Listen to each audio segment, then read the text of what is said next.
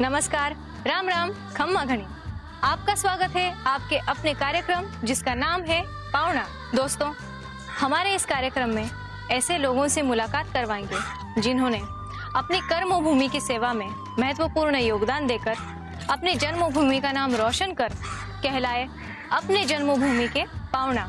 दोस्तों, रोटी, कपड़ा और मकान, ये हर इंसान की सबसे जरूरी चीजें हैं।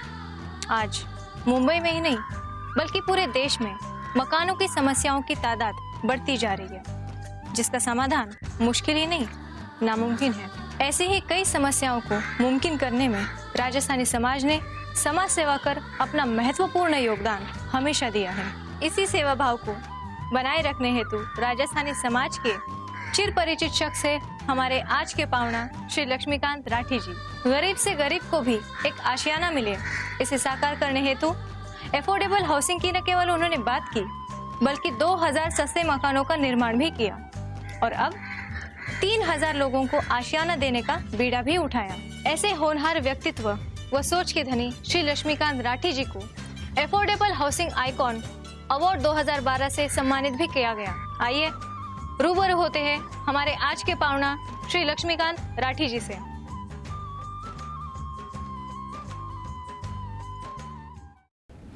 दर्शकों, जिस होनहार व्यक्तित्व के बारे में मैं आपसे बात कर रही थी वो कोई और नहीं बल्कि लक्ष्मीकांत राठी जी है। आइए उनकी सफलता की राह सुनते उन्हीं की जुबानी।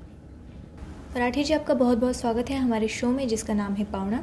राठी जी, आप हमारे दर्शकों को अपनी जन्मभूमि के बारे में बताएं, आपके परिवार के बारे में बताएं। सबसे पहले तो मैं ये बताऊंगा, मुझे बहुत खुशी है बताते हुए कि मैं राजस्थान से हूँ।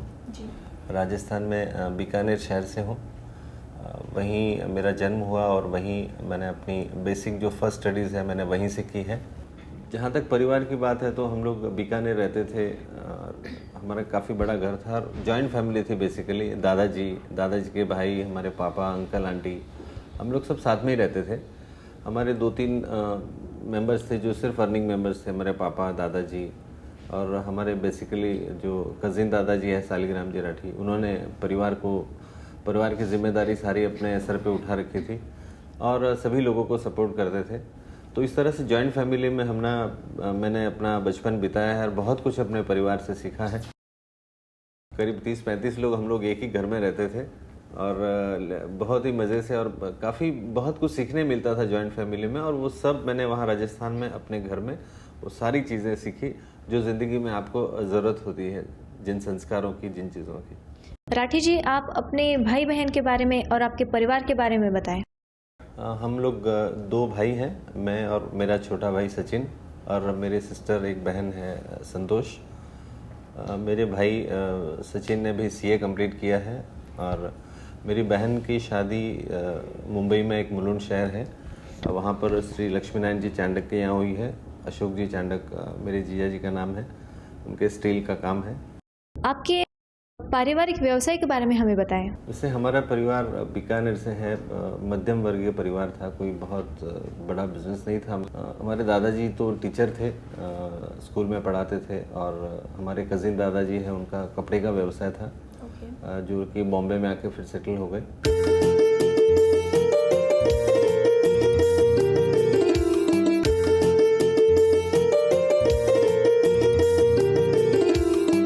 राठी जी, आपकी शिक्षा कहाँ पर हुई, आपका एजुकेशन कहाँ कंप्लीट हुआ, उसके बारे में बताएं। जैसा कि मैंने बताया, मैंने अपने बचपन में फर्स्ट से अपनी पढ़ाई की शुरुआत बीकानेर से की थी।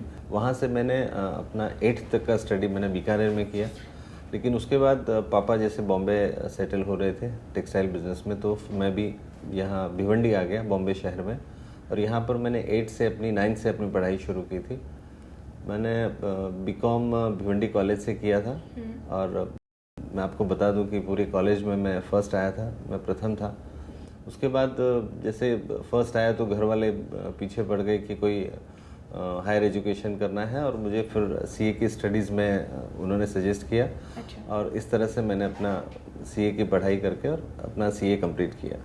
राठी जी, आपने अपनी कर्मभूमि मुंबई को ही क्यों चुना?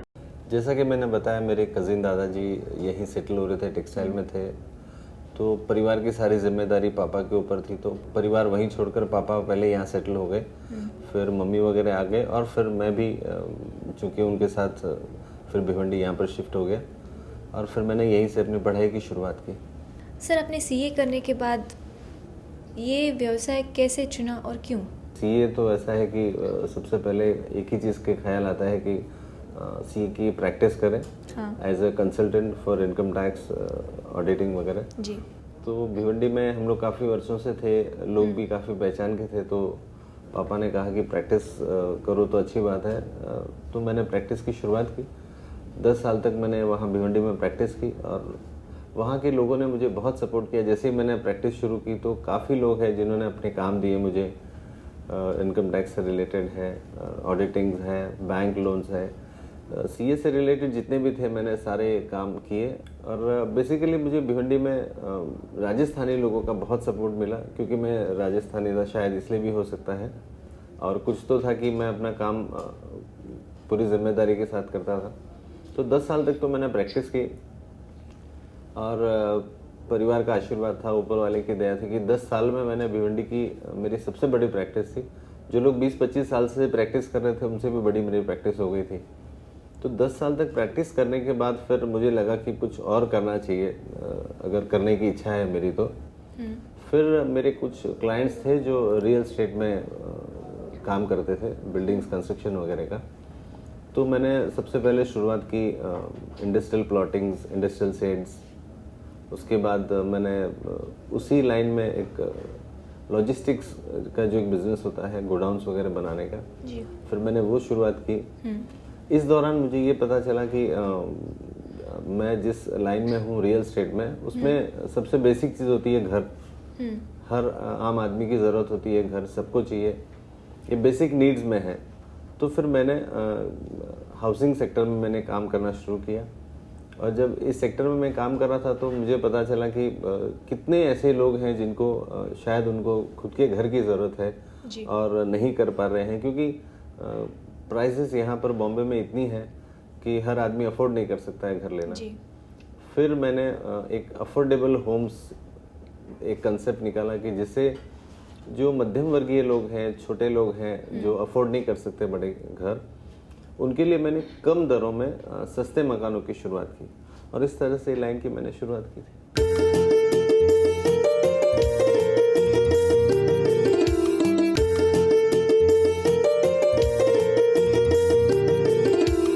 सर, आपने जब शुरुआती दौर में इस व्यवसाय की शुरुआत की तो आपको ज़्यादा से ज़्यादा किसका सपोर्ट रहा? जैसे कि मैंने बताया कि मैंने भिवंडी में प्रैक्टिस, इनकम टैक्स की प्रैक्टिस शुरू की और काफ़ी जो माहेश्वरी बंधु हैं प्लस राजस्थान के और भी लोग हैं जो मेरे क्लाइंट्स थे, उन्होंने मुझे बताया कि आप कोई भी करो काम, हम लोग आपके साथ हैं, उसमें आपको अपॉर्चुनिटी मिले, मुझे भी अपॉर्चुनिटी मिले। तो फिर मैंने इस रियल एस्टेट में मैंने काम करना शुरू किया और ये जब मैंने काम की शुरुआत की तो डेफिनेटली मेरे परिवार ने मुझे बहुत सपोर्ट किया। मेरे पापा ने मुझे हर तरह से उन्होंने सपोर्ट दिया, यहाँ से मिलाना, किसी को मिलना, मोरल सपोर्ट करना उन्होंने किया। मेरी मम्मी ने बहुत तकलीफ़ें उठा के मुझे, खुद कितनी भी तकलीफ उठा लेती थी लेकिन मुझे हर चीज़ अवेलेबल करके देती थी, हम लोग को खुश रखती थी। मेरी पत्नी किरण, उसने तो, उसकी वजह से मैं हूँ जो कुछ भी हूँ आज, क्योंकि मैं जब इतना काम करता हूँ मेरे पास टाइम नहीं रहता है कि मैं घर पे जाके हर चीज़ घर पे ज़्यादा टाइम दे सकूँ और उनके साथ बहुत ज़्यादा समय बिता सकूँ। हालांकि जब भी मौका मिलता है मैं छोड़ता नहीं हूँ, कहीं घुमाना है, कुछ करना है, लेकिन उसका मुझे बहुत, मैं बताऊँ, उनका बहुत सपोर्ट रहा मेरे को, मेरी पत्नी का। उसके बाद जब भिवंडी शहर के जितने भी राजस्थानी लोग हैं, माहेश्वरीज हैं या दूसरे लोग हैं, उन्होंने मुझे बहुत साथ दिया, क्योंकि मुझे ऐसा लगता है कि मैं जो 10 साल की प्रैक्टिस में मैंने उनके साथ जो काम किया, उन्हें मुझ पर बहुत भरोसा हो गया था और मैंने भी उनका भरोसा बिल्कुल बाकायदा निभाया। कभी भी गलत काम करने से मैं बचा रहा, तो उनका भी मुझे बहुत अच्छा सपोर्ट रहा। और मेरे कज़िन दादाजी हैं सालिग्राम जी राठी, जो थाना में रहते हैं, वो अभी तो है नहीं इस दुनिया में, मगर वो जब थे तो मुझे बहुत चाहते थे वो, और उनका भी मुझे बहुत सपोर्ट रहा। राठी जी, जैसे आपको सभी का सपोर्ट मिला शुरुआती दौर में और अभी भी, वैसे कोई विरोधक भी होंगे जो नहीं चाह रहे कि आप ये व्यवसाय करें? कि दुनिया बॉम्बे तो माया नगरी है, यहाँ हर टाइप के लोग हैं। लेकिन मैं आपको एक बात बता दूं, जो मैंने सीखा है कि अगर आप अच्छे रहो तो कोई भी विरोधक है ज़्यादा देर वो आपका विरोधी नहीं रहेगा, थोड़े दिन में उसको बदलना है। तो मुझे नहीं लगता मेरा कोई भी विरोधी है। राठी जी, शुरुआती दौर में आपने इस व्यवसाय की जब शुरुआत की तब जाहिर सी बात है कि आपको मुश्किलें तो आई होंगी, तो ऐसी कौन सी मुश्किल है जो आप अभी भी हमसे शेयर करना चाहेंगे? जहाँ तक मुश्किलों की बात है, जिंदगी में अगर हम लोग देखें तो नीचे से ऊपर, मतलब गरीब से गरीब और आप अमीर को देख लीजिए, मुश्किलें सबको है। मुश्किलें ये आपका ज़िंदगी का एक हिस्सा है। जिस तरह अच्छाइयाँ हैं उसी तरह बुराइयाँ हैं। बुराइयों से आपको सीखना है। आप ये नहीं सोच सकते कि अच्छाइयाँ हमेशा रहेगी, ऐसा नहीं होगा। मुश्किलें आएगी, लेकिन इट्स अ पार्ट। आप उस मुश्किल में से निकलते जाओ, रास्ते ढूंढते जाओ। वो मुश्किलें ही हैं जो आपको आगे ले जाती हैं। इस पार्ट ऑफ लाइफ मुश्किलें ही आपको आगे ले जाती है। तो मुश्किलों से मुझे कुछ प्रॉब्लम हुआ ऐसा कभी नहीं हुआ, लेकिन कोई भी प्रॉब्लम ऐसी नहीं थी। शायद वो सब चीज़ें थी कि मैं अपने आप को उभार पाया। कुछ कमियां हैं तो आदमी कुछ कोशिश करता है कुछ पाने की। सब कुछ है तो कोशिश नहीं करेगा वो आदमी आगे नहीं बढ़ सकता। लेकिन उन मुश्किलों को आप सीढ़ी बनाइए और उससे आगे बढ़िए।